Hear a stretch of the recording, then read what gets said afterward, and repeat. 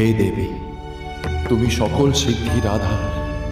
তোমার দেওয়া অষ্টসিদ্ধিতে আমি সিদ্ধি লাভ করতে চাই। প্রকট হও হে দেবী, দান করো তোমার অষ্টসিদ্ধি। প্রকট হও।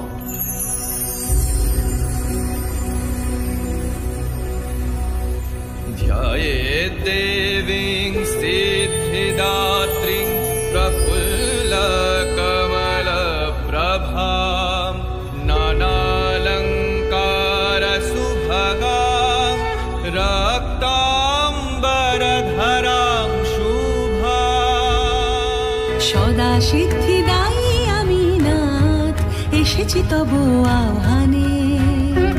অষ্টসিদ্ধি লোভিবেন হে প্রিয়, জড় জীবের কল্যাণ সাধনে, কল্যাণ সাধনে।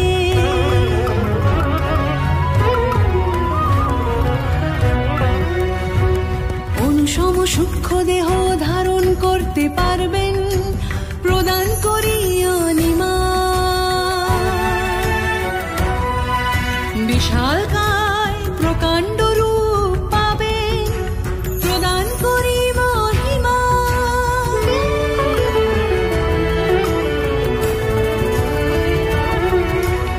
অসীম ভার আসবে দেহে, তৃতীয় সিদ্ধি দিলাম গরিমা।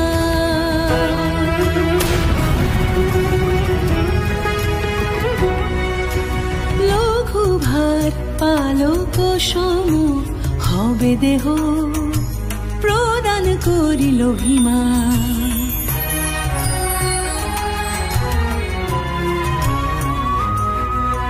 যা বাঞ্ছা করবেন পাবেন, শূন্য হতে দিলাম প্রাপ্তি।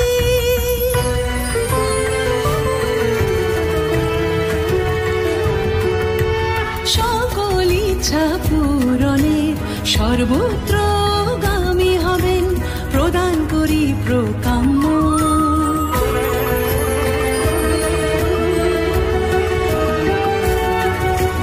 নিয়ন্ত্রিত হবে প্রকৃতি আপন শক্তিতে, দিলাম ঈশিতা।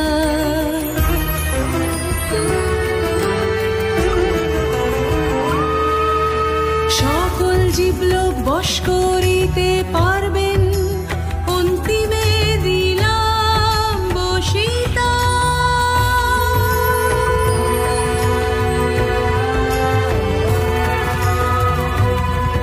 আমি পরমা প্রকৃতি, আমি দিলাম অষ্টসিদ্ধি। হে স্বামী লাভ করুন পরম সিদ্ধি, পরম সিদ্ধি।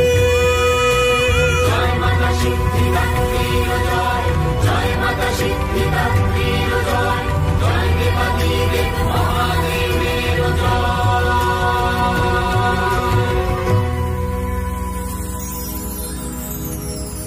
হে দেবাদিদেব, আমি আপনাকে অষ্টসিদ্ধি দান করলাম। এবার আমি আপনারই দেহে অধিষ্ঠান করব দেব। আমাদের সেই যুগল রূপ অর্ধনারীশ্বর রূপে খ্যাত হবে। सदा वसन्तं हृदयारविन्दे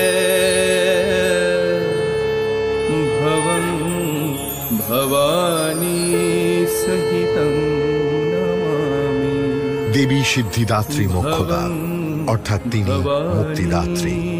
তিনি সিদ্ধিদান করেন। নারী এবং পুরুষের যুগল অধিষ্ঠানেই যে সৃষ্টির মূল, অর্ধনারীশ্বর রূপে সেই বার্তাই দেন দেবী।